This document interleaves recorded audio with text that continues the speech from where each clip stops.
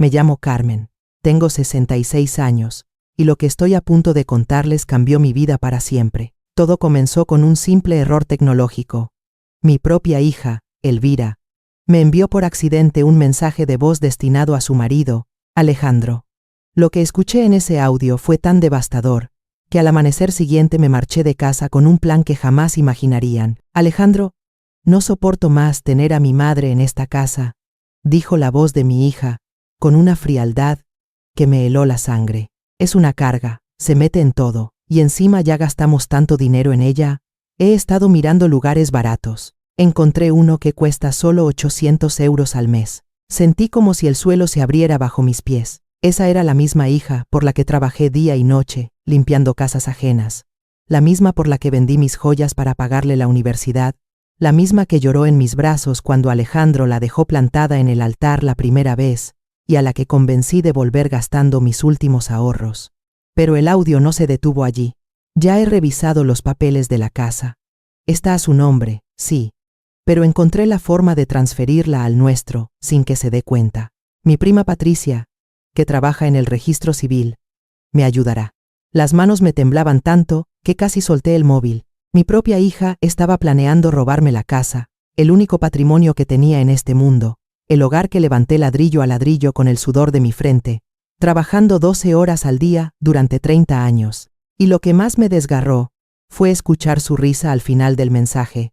En un mes, mamá estará en una residencia y nosotros lo tendremos todo. Al fin, viviremos en paz, sin esa vieja amargada controlándonos. Si alguna vez has sentido la traición más profunda de alguien a quien amas, sabrás exactamente lo que me atravesó en ese instante. Pero lo que mi hija Elvira no sabía es que su madre no era tan ingenua como pensaba. Después de 66 años en este mundo, aprendí que a veces la única forma de defenderte es con la misma astucia que usan contra ti. Esa noche no pude pegar un ojo, y al amanecer, con una determinación que no sentía desde hacía años, me levanté. Me puse mi traje carmesí más elegante, guardé todos mis documentos importantes en el bolso, y salí de casa con una sonrisa y un plan que cambiaría todo para siempre. Para que entiendas por qué aquellas palabras me hirieron tanto, necesito contarte cómo llegué a ser la mujer que soy, y por qué la relación con mi hija se convirtió en el eje de mi vida. Crecí en una familia donde el amor se medía por los sacrificios. Mi madre, que en paz descanse, trabajaba como costurera desde las 5 de la mañana hasta las 10 de la noche,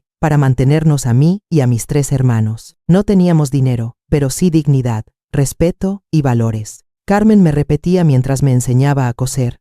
En esta vida lo único que importa es la familia.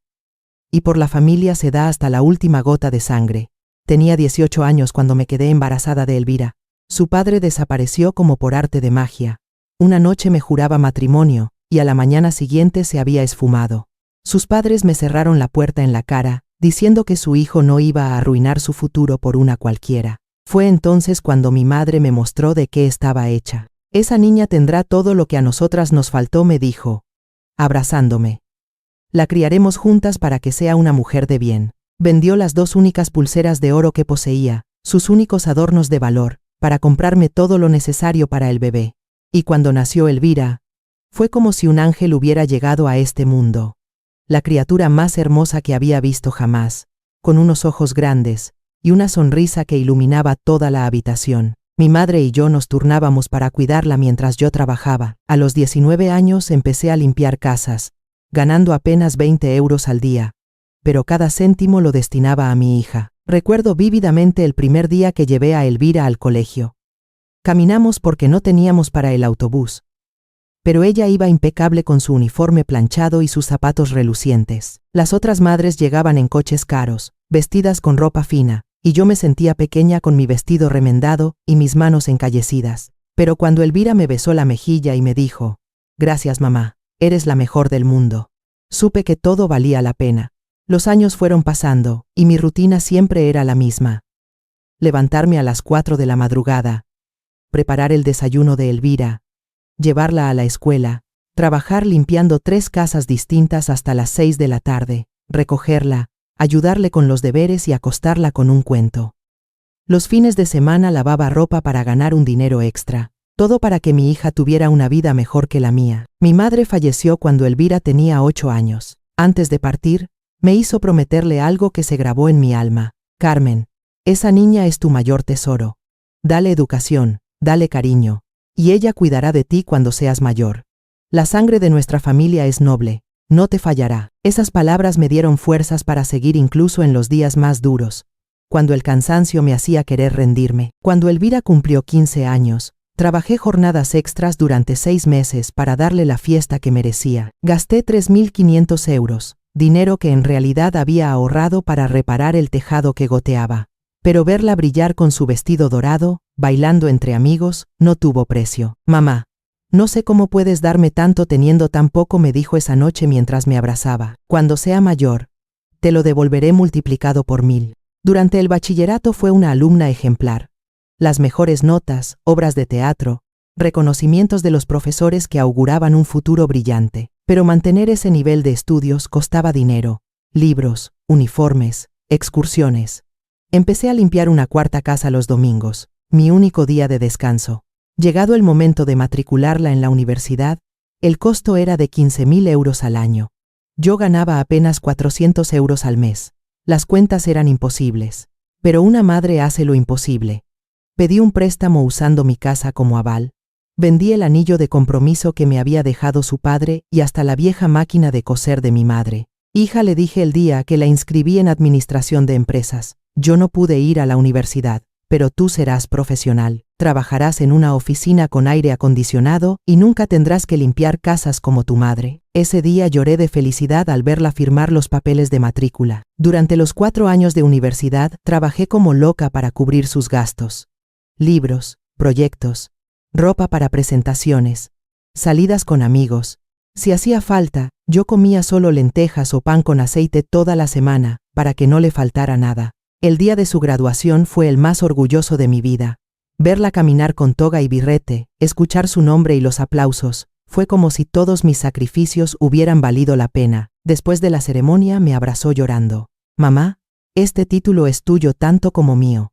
Prometo que ahora que soy profesional, nunca volverás a sufrir. Un año más tarde, conoció a Alejandro en el trabajo. Parecía un buen hombre, supervisor en una fábrica, atento y cariñoso. Cuando me pidió oficialmente su mano, lloré de emoción, pensando que al fin tendría la familia estable que yo nunca pude darle. La boda, sin embargo, fue un nuevo sacrificio. Elvira soñaba con una celebración elegante como las de las revistas.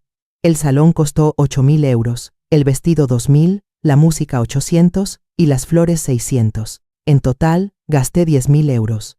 Saqué otro préstamo y vendí las últimas joyas que me quedaban. Los primeros años de su matrimonio fueron hermosos.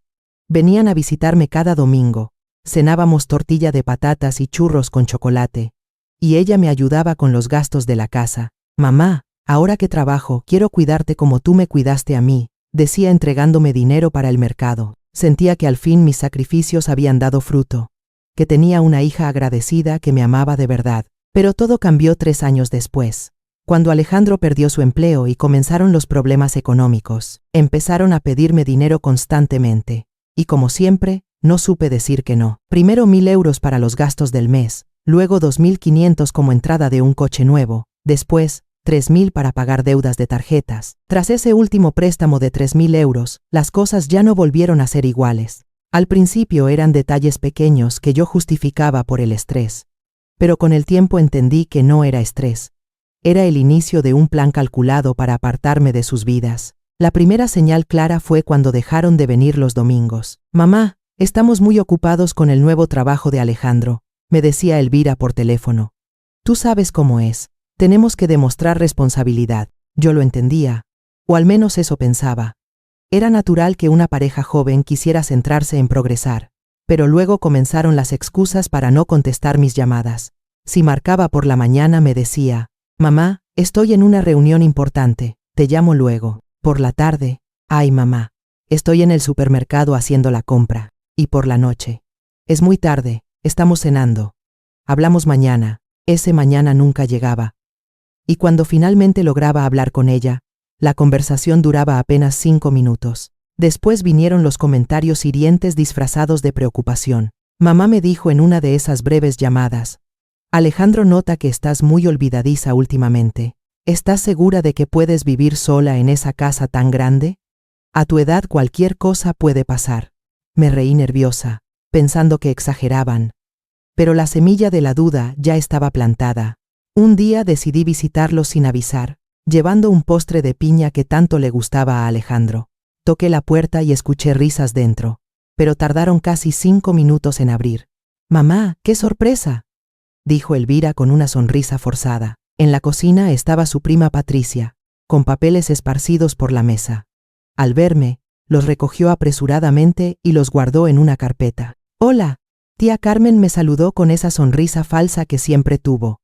Solo ayudaba a Elvira con unos papeles del seguro de Alejandro, pero alcancé a ver mi nombre en uno de esos documentos. «¿Y para qué necesitan papeles con mi nombre?», pregunté, intrigada.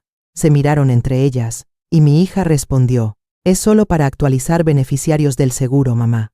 Tú eres nuestra única familia, ya sabes». En ese momento me tranquilicé. Pero después, empecé a notar cómo siempre cambiaban de tema cuando lo mencionaba. «Mamá, cuéntame del jardín. ¿Viste el nuevo programa en la televisión?». Poco a poco, la amnesia intencionada empezó. Me invitaban a almorzar, y cuando llegaba al restaurante, no estaban. «Ay, mamá, se nos olvidó avisarte que cancelamos. Alejandro tuvo una urgencia. Me pasó 3 veces en 2 meses. La cuarta vez me dejaron sola 1 hora, rodeada de familias que compartían risas, mientras yo me sentía como una tonta. También comenzaron a excluirme de reuniones importantes. Mi vecina, doña Rosa, me comentó por casualidad: «Qué raro que no estuvieras en la barbacoa de cumpleaños de Alejandro. Los vi comprando carne para 20 personas». Cuando pregunté a Elvira por qué no me invitó, me respondió: «Ay, mamá, era algo muy informal. No queríamos molestarte». La gota que colmó el vaso fue cuando me dijeron que necesitaban quedarse en mi casa temporalmente. «Mamá, van a pintar nuestro piso, y debemos quedarnos contigo 1 mes», me explicó Elvira. «Así pasamos más tiempo juntas. ¿No es perfecto?». Yo me sentí feliz de tenerlos cerca otra vez. Pensé que recuperaríamos la cercanía perdida, pero desde el primer día, todo cambió en mi propia casa. Alejandro se quejaba de todo. «Este televisor es antiquísimo, el internet es lentísimo, la ducha no tiene presión. Tía, esta casa necesita muchas reparaciones», añadía con tono condescendiente. «A tu edad, debe ser muy difícil mantener una propiedad tan grande». Mientras tanto, Elvira reorganizaba mis cosas sin pedirme permiso. «Mamá, estos platos están muy viejos, los cambiaré por nuevos. Y esta ropa que tienes en el armario ya pasó de moda, deberíamos donarla». Poco a poco mi casa dejó de parecer mía. Me sentía invitada en mi propio hogar. Además, comenzaron las conversaciones en voz baja, que se interrumpían al entrar yo en la cocina. Cambiaban de tema rápidamente, hablando del clima o de noticias triviales. «¿De qué hablaban?», preguntaba yo. «Nada importante», mamá contestaba mi hija. «Solo de los gastos de la casa». Una noche escuché a Alejandro hablando por teléfono en el patio. «Sí, ya estamos viviendo aquí. No sospecha nada. Patricia dice que tendrá todos los papeles listos en 2 semanas». Cuando le pregunté con quién hablaba, me respondió que era su jefe sobre un proyecto de trabajo. También comenzaron a controlar mis finanzas. «Mamá, déjame ayudarte con las facturas de agua y luz. A tu edad no deberías preocuparte por eso», me dijo Elvira. Al principio pensé que era un gesto de cariño, pero pronto noté que revisaba mis movimientos bancarios. «Mamá, ¿para qué necesitas tanto efectivo?», preguntó al ver que había retirado 200 euros para mis gastos personales. Lo más doloroso era escucharlos hablar de mí cuando creían que no los oía. Una tarde, mientras podaba las plantas, escuché a Alejandro decir por teléfono: «Mi suegra cada vez es más difícil de manejar. Se pone terca con la edad». Elvira rió y añadió: «Es verdad, últimamente olvida cosas y se complica cuando queremos ayudarla». Ese día comprendí que algo muy grave estaba ocurriendo. Lo que realmente me abrió los ojos fue cuando empezaron a hablar de mi salud mental delante de otras personas. Una tarde vino a visitarme mi amiga de toda la vida, doña Leticia. Mientras tomábamos café con churros, Elvira comentó con fingida preocupación: «Ay, Leticia, mi madre anda muy confundida últimamente. Ayer quiso salir a pasear a las 10 de la noche porque pensaba que era de mañana. Aquello era una mentira descarada. Jamás había hecho algo semejante». Pero vi cómo Leticia me miró con lástima. «Carmen, menos mal que tienes a tu hija para cuidarte», me dijo con ternura. Sentí una mezcla de rabia y tristeza al darme cuenta de que mi propia hija estaba construyendo una historia falsa sobre mi estado mental. Después comenzaron a llegar visitas extrañas a mi casa, supuestos médicos que venían a tomarme la atención, trabajadores sociales que querían evaluar mis condiciones de vida, e incluso un hombre que se presentó como especialista en geriatría. Todos llegaban cuando Elvira los programaba, sin preguntarme nunca si yo deseaba esas visitas. En una de esas evaluaciones escuché al médico decirle a mi hija en la sala: «Señora, su madre parece estar físicamente bien, pero voy a anotar en el informe que muestra señales de ligera confusión por la edad». Yo escuchaba desde la cocina, completamente lúcida, mientras aquel hombre escribía mentiras sobre mí. La tensión en la casa se volvió insoportable. Cada día sentía más presión, más control sobre mi vida, más comentarios hirientes disfrazados de cuidado. «Mamá, ya no deberías conducir», me dijo una tarde Alejandro. «A tu edad es demasiado peligroso». «Mamá, mejor que no vayas sola de compras», añadió Elvira. «Nosotros lo haremos por ti». Poco a poco me estaban arrebatando mi independencia, mi autonomía, mi dignidad. Y lo hacían con una sonrisa en el rostro, repitiendo que todo era por mi bien. El golpe definitivo llegó un martes por la tarde, cuando un simple error tecnológico derrumbó mi mundo. Ese día había sido especialmente tenso. Vi a Elvira y a Alejandro susurrando desde la mañana, y cuando pregunté qué pasaba, me respondieron con esas sonrisas falsas que ya conocía. «Nada, mamá.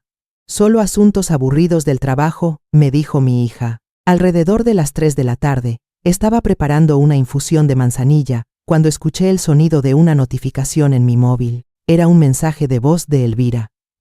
Pensé ingenuamente que me avisaba de que llegarían tarde, o que quería que cocinara algo especial para la cena. Toqué el botón de reproducir, y en los siguientes 3 minutos, mi vida se hizo pedazos. «Alejandro, no aguanto más a mi madre en esta casa. Es insoportable. Se mete en todo. Siempre pregunta, siempre está allí. Y además, gastamos tanto dinero en ella. He buscado lugares baratos.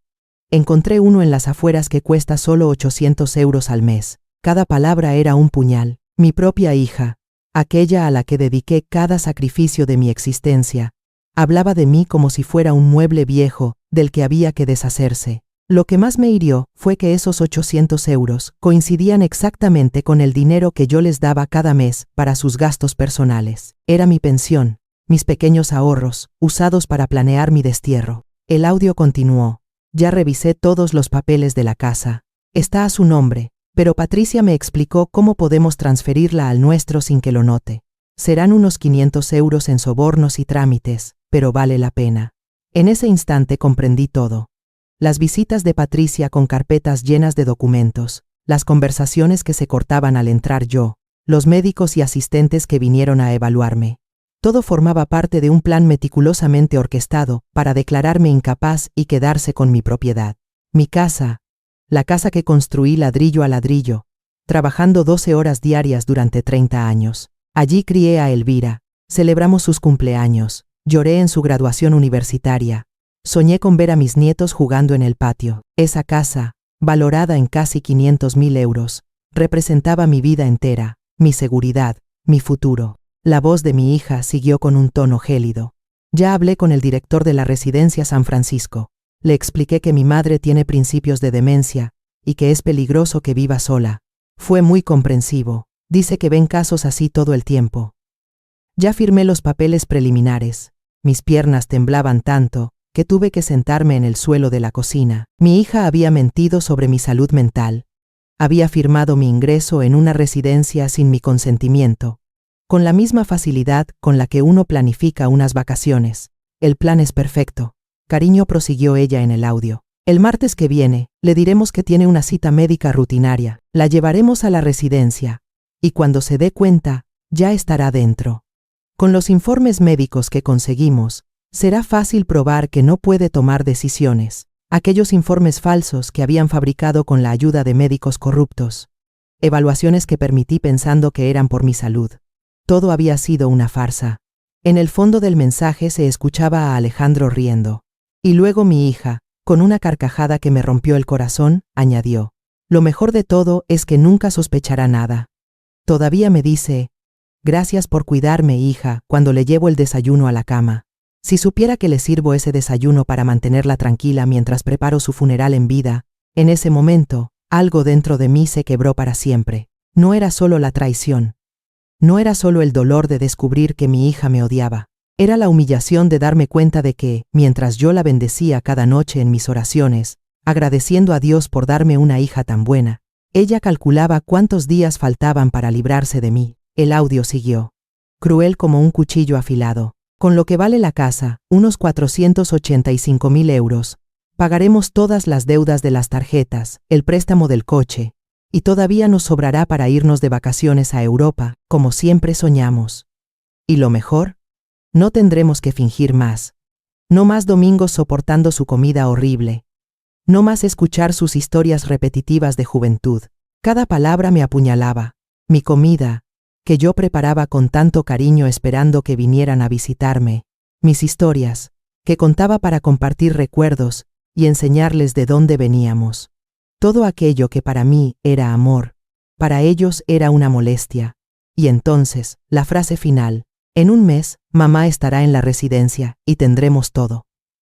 Al fin viviremos en paz, sin esa vieja amargada controlándonos. Además, el seguro de vida está a nuestro nombre. Si le pasa algo allí, que Dios me perdone, no sería tan malo. Sentí un escalofrío que me heló la sangre. No solo querían robarme la casa y mi libertad, también habían calculado que mi muerte les resultaría conveniente. Yo, su madre, convertida en inversión económica. El mensaje terminó con sus risas y comentarios triviales sobre qué restaurante elegir para cenar. Como si no hubieran planeado la destrucción total de la mujer que más los había amado. Me quedé sentada en el suelo de la cocina, sin saber cuánto tiempo pasó, con el teléfono en la mano, reproduciendo el mensaje una y otra vez, esperando haber escuchado mal, rogando que fuera una pesadilla. Pero cada vez la realidad era más clara, más dolorosa, más definitiva. Esa noche no pude comer, no pude dormir. Solo caminé por mi casa, mirando cada objeto, cada fotografía, cada recuerdo construido con sacrificio, pensando que algún día todo eso pasaría a manos de mi hija, como un legado de amor. Ahora sabía que sería robado, vendido o tirado a la basura sin respeto alguno.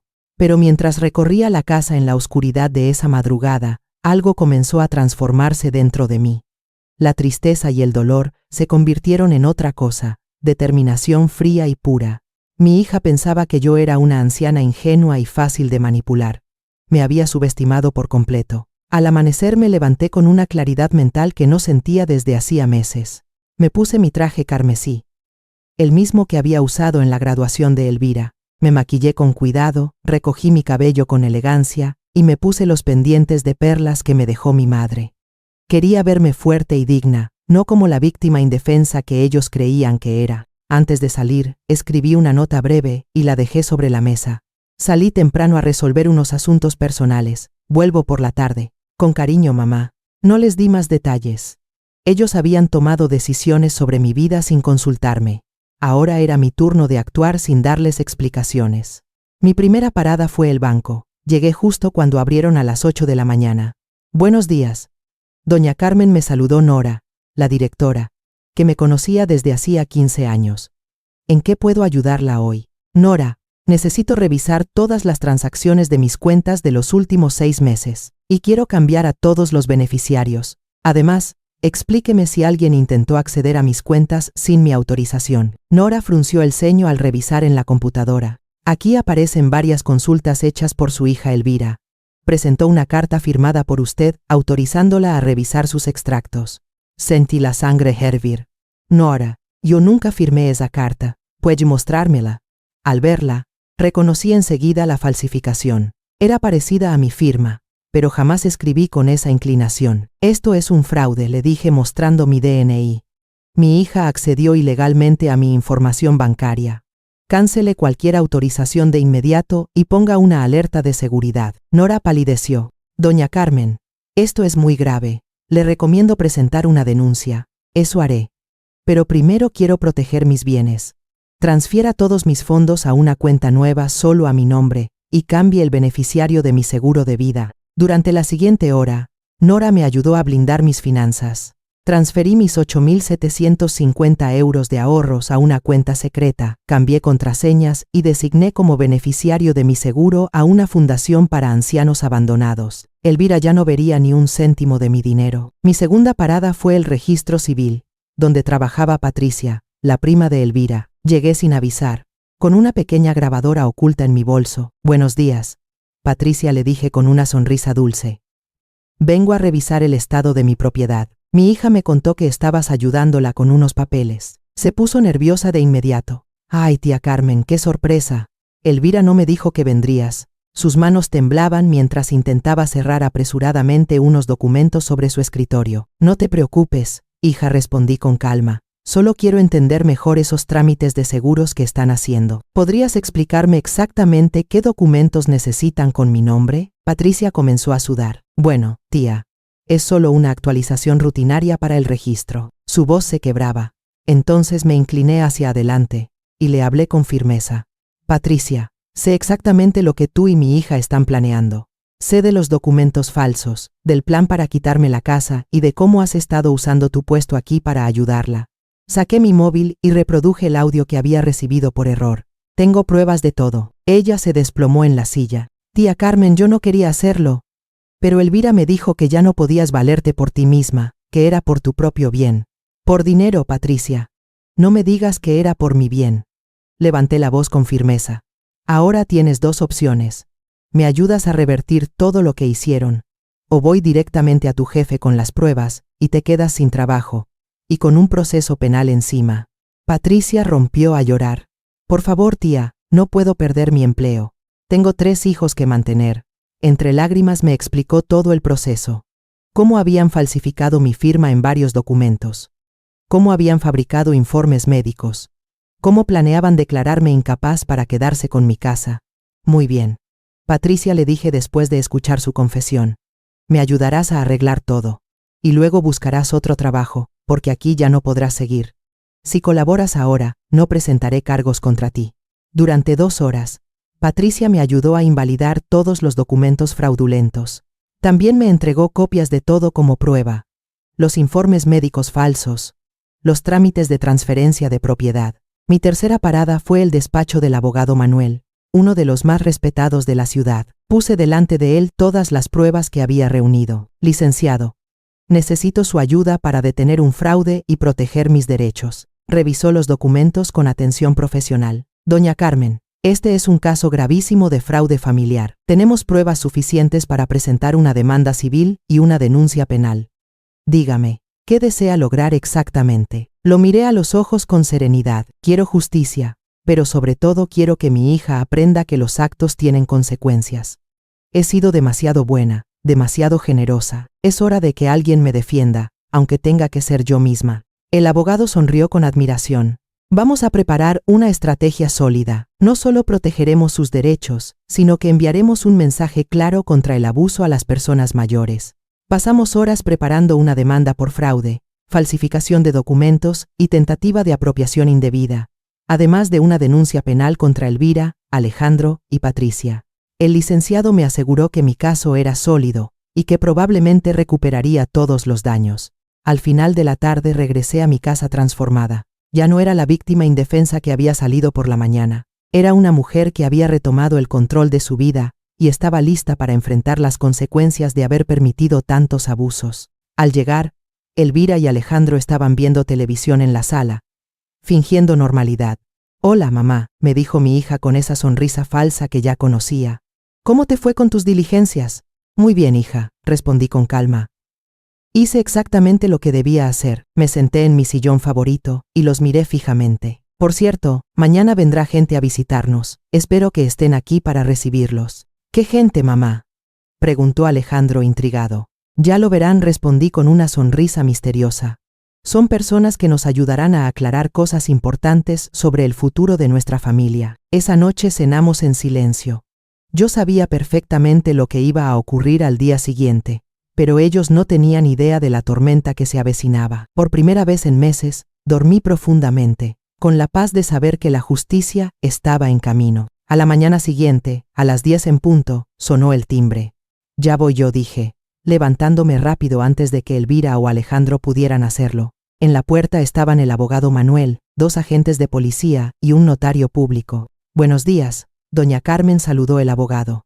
Venimos a ejecutar las órdenes que preparamos ayer. Elvira y Alejandro se levantaron del sofá con rostros de total desconcierto. Mamá, ¿qué está pasando?, preguntó mi hija. ¿Quiénes son estas personas?, añadió su marido.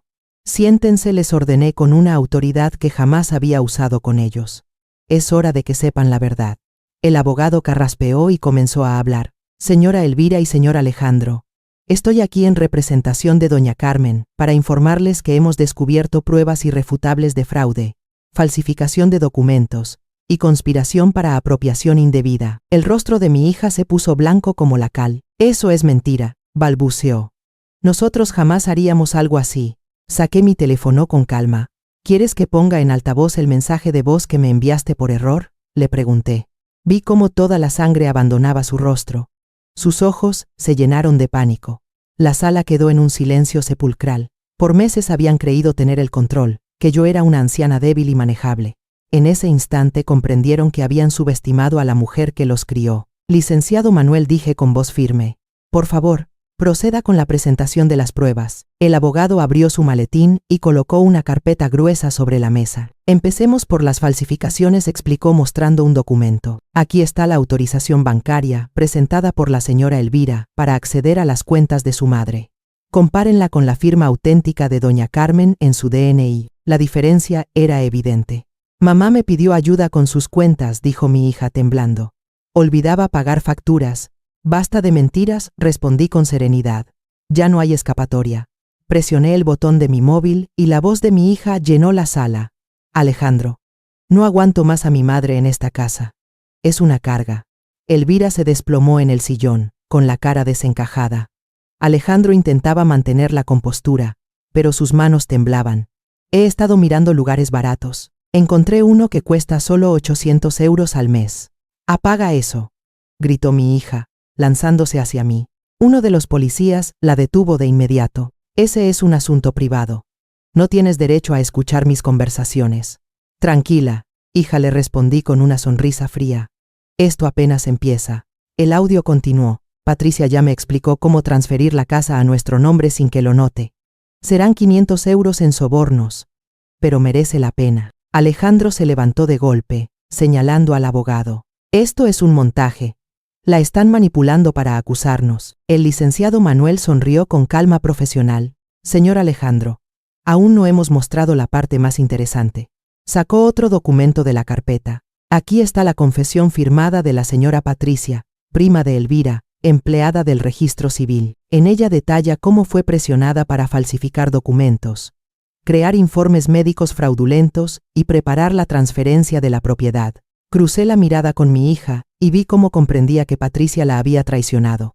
«Patricia miente», gritó desesperada. «Inventó todo para salvarse». «Ah, ¿sí?», pregunté sacando mi grabadora. «Entonces, ¿cómo explicas esta conversación que tuve ayer con ella en su oficina?». Reproduje el audio y la voz de Patricia, llorando, llenó la sala. «Elvira me enseñó a falsificar tu firma. Me prometió 2000 euros cuando tuviera la casa». Alejandro se hundió en el sofá, llevándose las manos a la cabeza. «Esto es una pesadilla», murmuraba. Todo se salió de control. «No», Alejandro, dije con firmeza. «Esto es justicia». La pesadilla fue vivir en mi propia casa como prisionera, escuchando cómo planeaban robarme todo.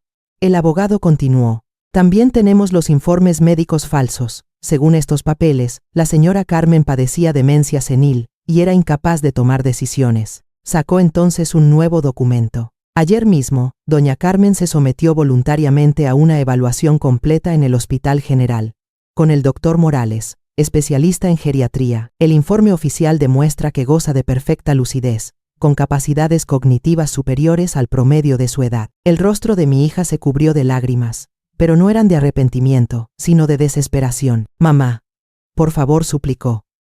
«Solo queríamos cuidarte. Pensábamos que sería mejor que estuvieras en un lugar donde te atendieran». Me reí amargamente. ¿Cuidarme? ¿Robando mi casa? ¿Mintiendo sobre mi salud? ¿Planificando internarme contra mi voluntad? Me acerqué a ella, mirándola a los ojos. «Hija, En ese mensaje también dijiste que esperabas mi muerte para cobrar el seguro. Ya m'has dit això, gritó. Reproduje el fragmento. El seguro de vida está a nuestro nombre. Si le pasa algo en la residencia, Dios me perdone, no sería tan malo. El silencio que siguió fue devastador. Incluso los policías se miraron con asco al escuchar a una hija hablar así de su madre. Pero había más. El abogado Manuel sacó otra carpeta y la colocó sobre la mesa. Durante los últimos 6 meses, explicó, la señora Elvira ha retirado dinero de las cuentas de su madre sin autorización, usando información obtenida de forma fraudulenta. Mostró los extractos bancarios. Retiros de 500, 1.000 y hasta 1.500 euros. En total, continuó, sustrajeron 8.750 euros. Ese dinero era para los gastos de la casa, protestó Alejandro. Pagábamos comida y facturas. Mentira, repliqué con firmeza. Yo seguía pagando todas mis cuentas con mi pensión. Ese dinero lo usaban para sus caprichos, ropa cara, restaurantes, mientras me decían que había que ahorrar. El abogado prosiguió implacable.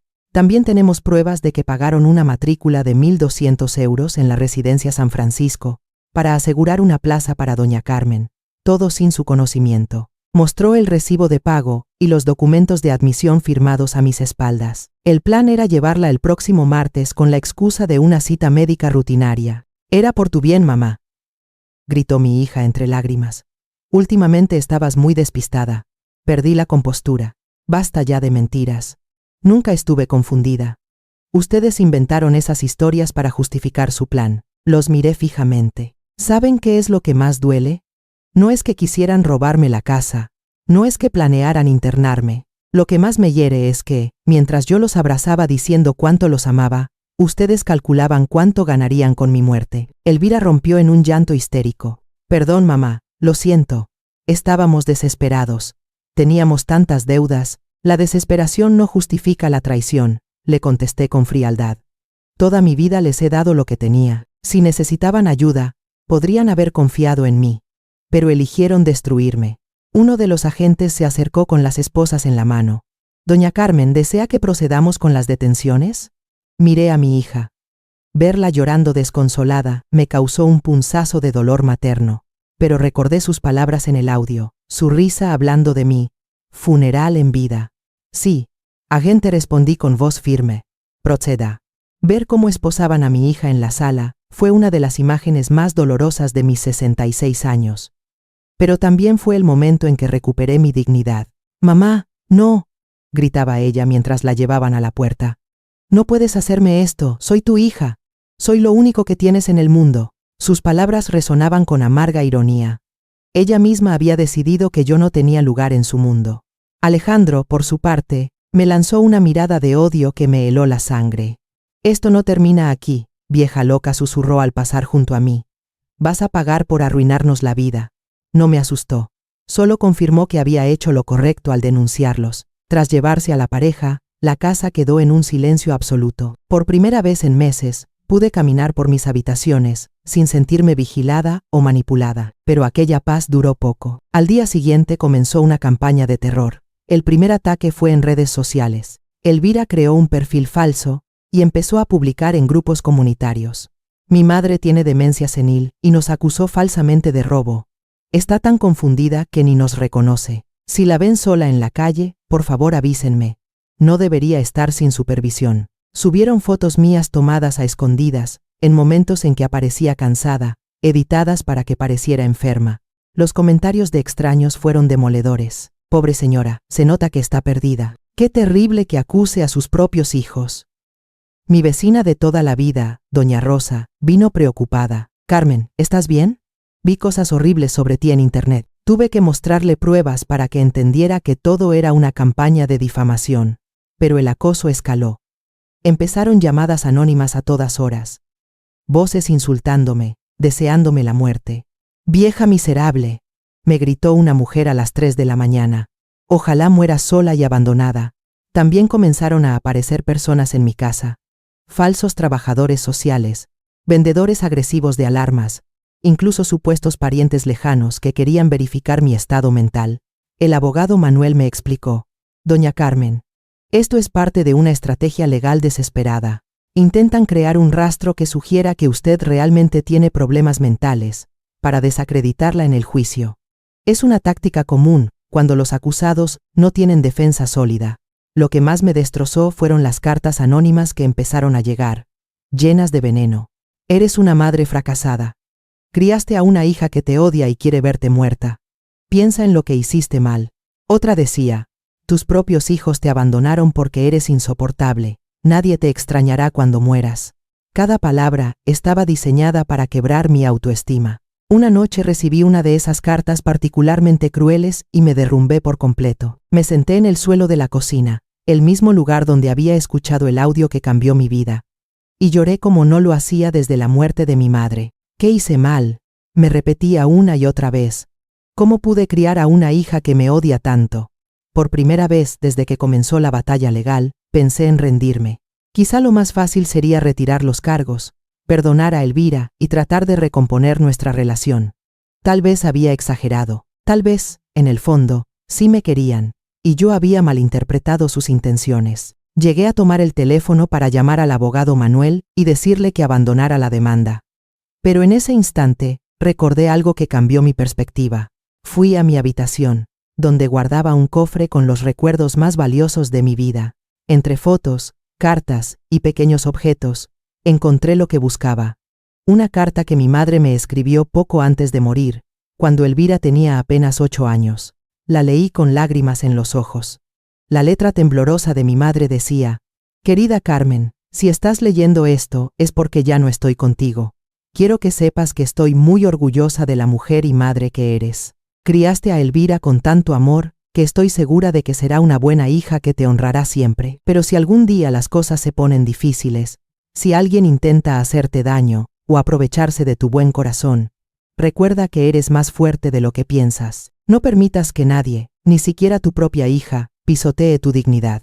El amor verdadero nunca destruye, nunca roba, nunca humilla. Tú mereces respeto, mereces cariño genuino, mereces vivir tus últimos años en paz y con dignidad. Si alguien no puede darte eso, entonces no merece estar en tu vida, aunque comparta tu sangre. Las últimas líneas me devolvieron la fuerza que necesitaba. Esa noche, por primera vez en semanas, dormí profundamente. Mi madre tenía razón. Lo que Elvira sentía por mí no era amor. Era conveniencia económica disfrazada de afecto filial. A la mañana siguiente me levanté con determinación renovada. Llamé al abogado Manuel. Licenciado, quiero que continúe con todos los cargos. No voy a retirar nada. Quiero que este caso llegue hasta el final. Me alegra escuchar eso. Doña Carmen respondió. Justo tengo noticias importantes. Elvira y Alejandro quieren llegar a un acuerdo extrajudicial para evitar un juicio público. ¿Qué tipo de acuerdo?, pregunté. Están dispuestos a devolver todo el dinero que le robaron, pagar indemnización y comprometerse a no contactarla nunca más, si usted retira las denuncias penales. Me quedé pensando. Recuperaría mi dinero y me libraría de ellos para siempre, pero al mismo tiempo, no enfrentarían todas las consecuencias legales de sus actos. Finalmente respondí, acepto, pero con una condición adicional. Quiero que firmen una confesión completa de todo lo que hicieron, reconociendo públicamente que estoy en pleno uso de mis facultades y que todas sus acusaciones sobre mi salud mental eran falsas. Y quiero que esa confesión se publique en los mismos lugares donde me difamaron. El abogado sonrió satisfecho. Muy inteligente, doña Carmen. Eso limpiará su reputación y evitará que continúen con la campaña de difamación. Una semana más tarde, Elvira y Alejandro firmaron el acuerdo. Recuperé mis 8.750 euros, más 15.000 adicionales por daños. Pero lo más valioso fue mi paz y mi dignidad. La confesión pública fue devastadora para ellos, pero liberadora para mí. El comunicado decía, nosotros, Elvira y Alejandro, admitimos que acusamos falsamente a doña Carmen de tener problemas mentales. Confesamos que planeamos apropiarnos de su propiedad y que fabricamos documentos fraudulentos para declararla incapaz. Reconocemos que doña Carmen se encuentra en perfecto estado mental y que inventamos esas historias para justificar nuestras acciones criminales. Ese día, exactamente un mes después de escuchar el audio que cambió mi vida, entendí que había logrado lo imposible: derrotar a quienes intentaron destruirme, y lo hice con inteligencia, dignidad y dentro de la ley. Con el acuerdo firmado y mi reputación restituida, llegó el momento de tomar decisiones importantes sobre mi nueva vida. Ya no era la Carmen ingenua que permitía abusos. Era una mujer de 66 años, que había aprendido que la verdadera fuerza no está en aguantar maltratos, sino en defenderse con inteligencia y dignidad. La primera medida fue cambiar por completo mi testamento. Llamé al abogado Manuel a mi casa y le dicté mis últimas voluntades. Quiero que todos mis bienes, incluida esta casa y mis ahorros, se donen a la Fundación Esperanza Dorada, que ayuda a mayores abandonados por sus familias. ¿Está completamente segura, doña Carmen?, preguntó el abogado. Hablamos de un patrimonio considerable, aproximadamente 490.000 euros. Totalmente segura, respondí con firmeza. No pienso dejar nada a hijos ingratos que me ven como inversión económica. Prefiero que mi esfuerzo ayude a quienes realmente lo necesitan. Además, estipulé que si Elvira intentaba impugnar el testamento, perdería automáticamente cualquier derecho a recibir un solo céntimo. Mi segunda decisión fue mudarme. Ya no quería vivir en la casa donde había sufrido tantas traiciones. Licenciado, dije, quiero vender esta propiedad y comprar algo más pequeño, acorde a mis necesidades. En 3 semanas encontré el lugar perfecto, un apartamento en una residencia para mayores activos, con jardines, zonas de recreo y vecinos de mi misma edad que valoraban la independencia y la dignidad. Costó 85.000 euros, y con los 95.000 restantes de la venta, más las indemnizaciones, tenía suficiente para vivir tranquila el resto de mis días. Pero mi venganza más satisfactoria fue completamente legal. Durante la investigación con el abogado, descubrimos que Elvira y Alejandro habían mentido en sus declaraciones fiscales durante los últimos 3 años. Declaraban ingresos mucho menores a los reales para pagar menos impuestos, mientras llevaban un estilo de vida que no correspondía. Doña Carmen, me dijo el abogado con una sonrisa, tengo información que podría interesar a Hacienda. Mostró pruebas de que Alejandro hacía trabajos en negro y que Elvira vendía productos por internet sin declararlos. Licenciado, respondí con serenidad. Como ciudadana responsable, es mi deber informar de cualquier evasión fiscal. Todos debemos contribuir al bien común. Una semana después, Hacienda abrió una auditoría completa. Descubrieron que debían 22.000 euros en impuestos atrasados, más sanciones e intereses que elevaron la deuda a 35.000. Como no tenían el dinero, tuvieron que vender el coche, empeñar joyas y pedir préstamos con intereses abusivos para evitar la cárcel. Mi tercera venganza fue profesional.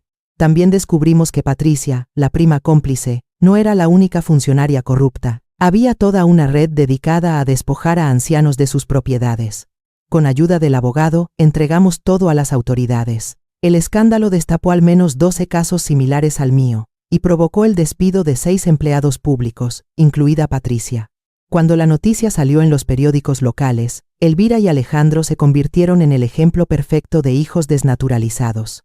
Sus nombres y fotos aparecieron en portadas con titulares como «Traición familiar estremece la ciudad» y «Hija y yerno planearon robar la casa de una madre de 66 años».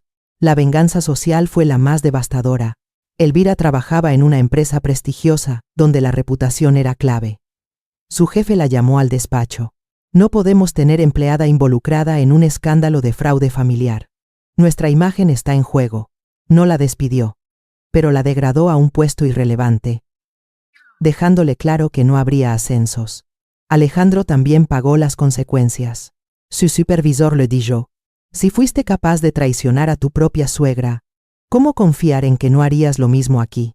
Perdió cualquier posibilidad de promoción.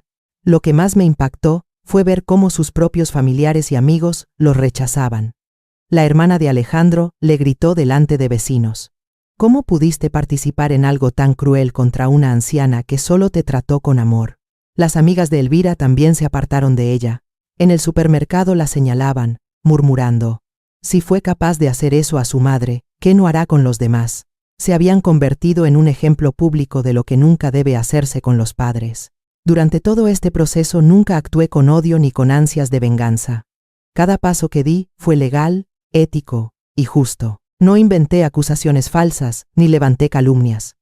Simplemente permití que las consecuencias naturales de sus actos cayeran sobre ellos. 6 meses después de aquel fatídico audio, me crucé con Elvira en un centro comercial. Estaba desmejorada, con ojeras y aspecto cansado, envejecida mucho antes de tiempo. Al verme, se acercó llorosa. Mamá, por favor, perdóname. Ya hemos pagado suficiente.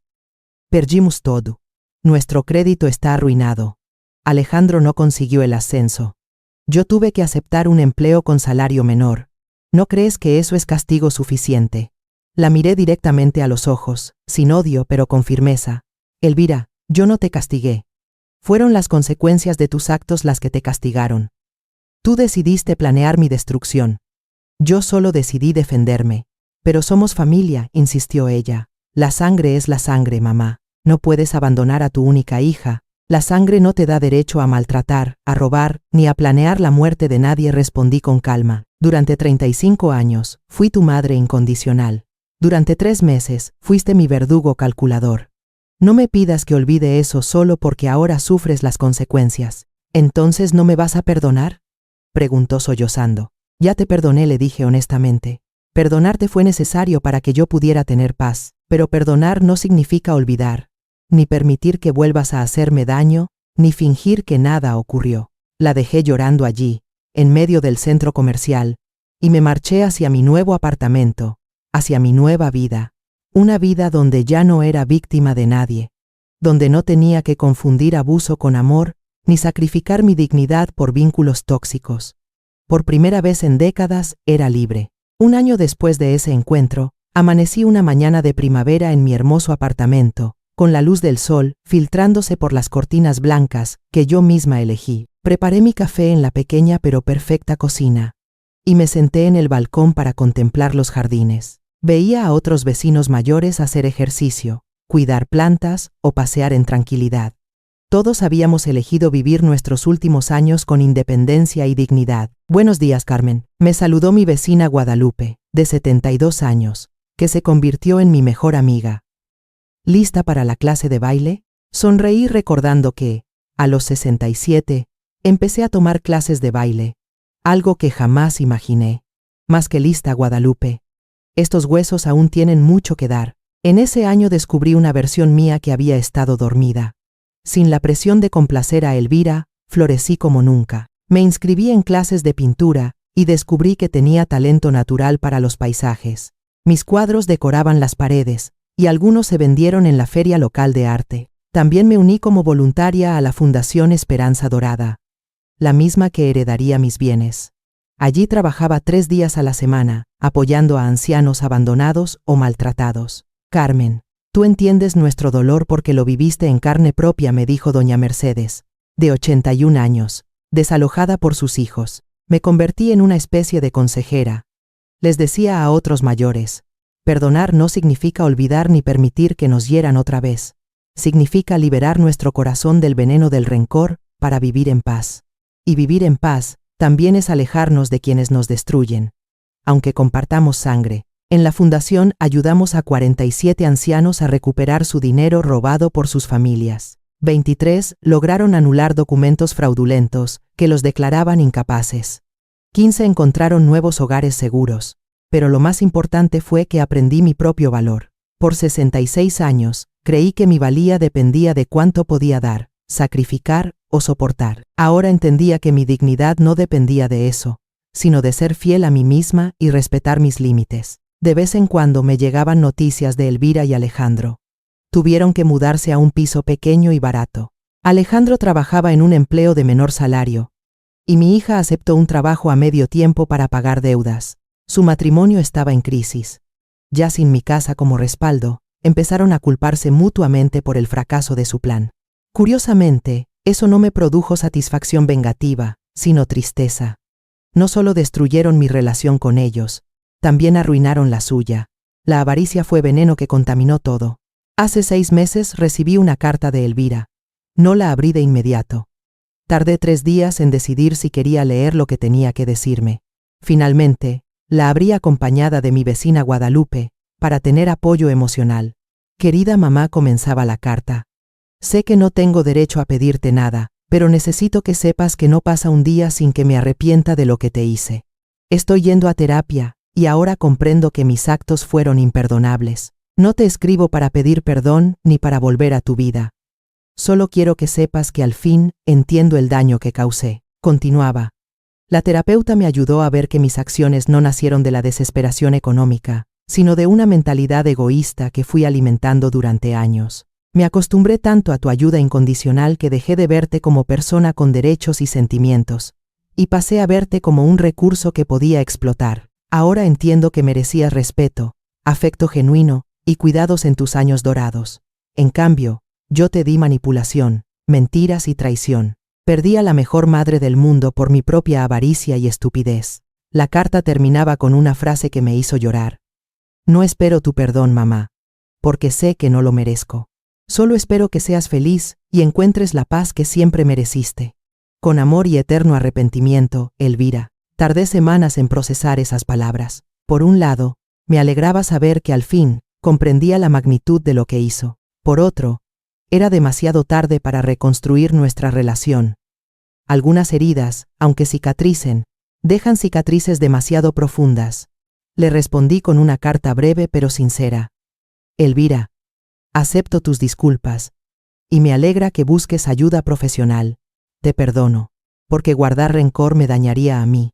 Pero perdonar no significa olvidar ni volver a confiar. Te deseo lo mejor, pero mi vida ahora está en paz sin ti.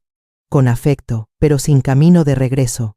Tu madre. En las noches tranquilas de mi nuevo hogar, reflexiono sobre lo aprendido. La lección más importante es que el amor verdadero nunca destruye ni humilla. Respeta, protege y busca el bien del otro sin esperar nada a cambio.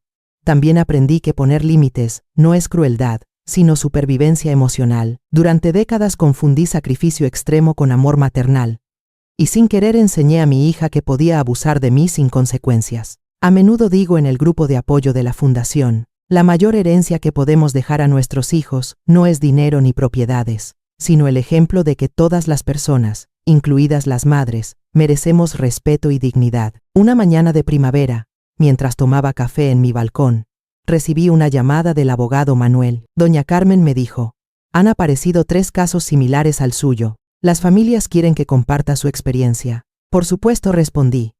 Si mi historia puede ayudar a otros, estoy dispuesta. Esa tarde, mientras pintaba un paisaje en mi caballete, pensé en el viaje de los últimos 18 meses. Pasé de ser víctima silenciosa a superviviente empoderada, capaz de inspirar a otros. El teléfono volvió a sonar.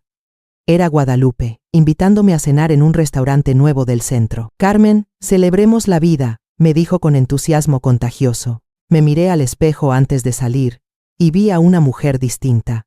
Mis ojos brillaban con confianza, mi postura era erguida, mi sonrisa libre de cargas emocionales. Carmen, me dije, a los 67 años al fin, aprendiste que tu vida te pertenece, y que mereces vivirla con dignidad, alegría y paz. Esa noche brindé con mi nueva familia elegida, no con la biológica que me traicionó. Brindamos por los nuevos comienzos, por la sabiduría que trae la edad, y por el valor de defender lo que es justo, sin importar las consecuencias. Al levantar mi copa, pensé en todas las mujeres que, en ese momento, sufrían abusos de sus propias familias, creyendo que no tenían opciones. Si mi historia podía llegar a una sola de ellas y darle el valor de defenderse, entonces todo habría valido la pena. Porque nunca es tarde para elegir la dignidad sobre la conveniencia, la verdad sobre la falsa paz, y el amor propio sobre el sacrificio destructivo. Y nunca, nunca es tarde para ser libres.